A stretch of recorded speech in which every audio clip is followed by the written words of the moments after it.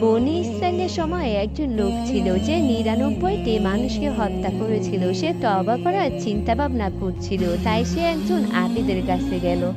বলে রাখা ভালো, আবিদ ও আলেমের মধ্যে পার্থক্য আছে। আবেদ মানে যিনি সৎ ও সরল পথের উপরে আছেন, কিন্তু তার ভিতরে জ্ঞান নেই, যেটা একজন আলেমের কাছে আসছে। সেই লোকটি ওই আবিদকে বলল, আমি ৯৯টা মানুষকে হত্যা করেছি, আল্লাহকে আমাকে ক্ষমা করবেন। আবিদ যখন এটা শুনলেন তখন বললেন যে, তুমি ৯৯টা লোককে খুন করেছো, আল্লাহ সুবহানাহু ওয়া তাআলা কিছুতেই তোমাকে ক্ষমা করবেন না। এখন এই লোকটাকে আবিদকে খুন করে ফেললো। এই লোকটির কাছে মানুষ হত্যা করা এতটাই সহজ, তার সাথে কারো মতের মিল না হলে সে তাকে মেরে ফেলে, যেমন এই আবিদকে হত্যা করেছে। এরপরে সে তওবা করার জন্য উঠে পড়ে লাগলো, কারণ তার অন্তরের ভিতরে কিছু অংশগুলো ভালো ছিল। এ সময় সে খোঁজ করলো যে কাকে জিজ্ঞেস করা যায়। তারপর সে জানতে পারলো একজন বুজুর্গ আলেমের কথা। সে সেই আলেমের কাছে গেল এবং বলল, আমি ১০০টা মানুষ হত্যা করেছি, আল্লাহ কি আমাকে ক্ষমা করবে? কিন্তু আলেম তাকে বললেন, হ্যাঁ, তোমার আশা আছে, তুমি যদি তওবা করো তাহলে আল্লাহ তা গ্রহণ করবেন। বা তুমি ১০০টি লোককে হত্যা করেছো, যদি আল্লাহ তোমার জন্য তওবার দরজা খুলে রাখেন তবে কে তোমাকে তা থেকে প্রতিরোধ করবে? কিন্তু আলেমের ফতুয়া এখানেই শেষ হয় না। তিনি আরো বলেন, তোমাকে এই শহর ছেড়ে অন্য কোথাও চলে যেতে হবে।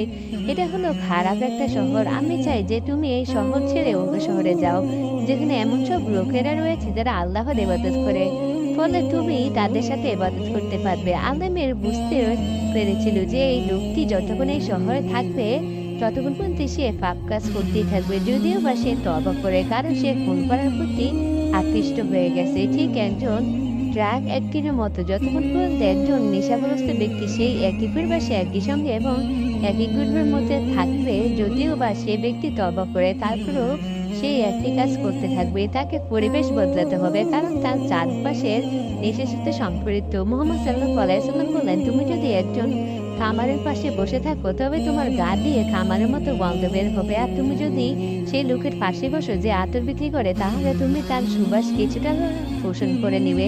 তাই সেই আলেম তাকে তার শহর ছেড়ে অন্য শহরে যেতে বলছিল। তার কথা মতো সেই লোকটা যখন অন্য শহরের দিকে রওনা দিল, কিন্তু আল্লাহর ইচ্ছা মাফিক সেই লোকটি সেই শহরে পৌঁছানোর আগেই যখন সে মারা গেল, তখন মৃতের ফেরেশতারা তার রূহ কবজ করার জন্য আসলেন।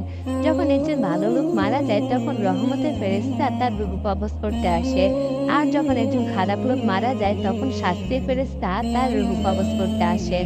কিন্তু যেহেতু এই ক্ষেত্রে পরিস্থিতি পরিষ্কার ছিল না, তাই দুই ধরনের ফেরেশতা দলই আসলেন তার রূহ কবজ করার জন্য, এবং সেখানে একটা বিতর্ক জন্ম নিল। শাস্তির ফেরেশতা বললেন, এই লোক আমাদের, কারণ সে এখনো তওবা করেনি, কবুল হয়নি। রহমতের ফেরেশতা বললেন, না, সে তওবা করেছে এবং সেই শহরে যাওয়ার জন্য রওনা দিয়ে দিয়েছে। তো দুই ধরনের ফেরেশতার বিতর্ক করছিল যে কারা সেই ব্যক্তির রূহ নেবে। তাই আল্লাহ সুবহানাহু ওয়া তাআলা এই বিতর্ক দূর করার জন্য তাদের কাছে আরেকজন ফেরেশতা পাঠালেন। তিনি তাদের বললেন, সে যেখানে মারা গিয়েছে সেখান থেকে উভয় শহরের দূরত্ব পরিমাপ করো।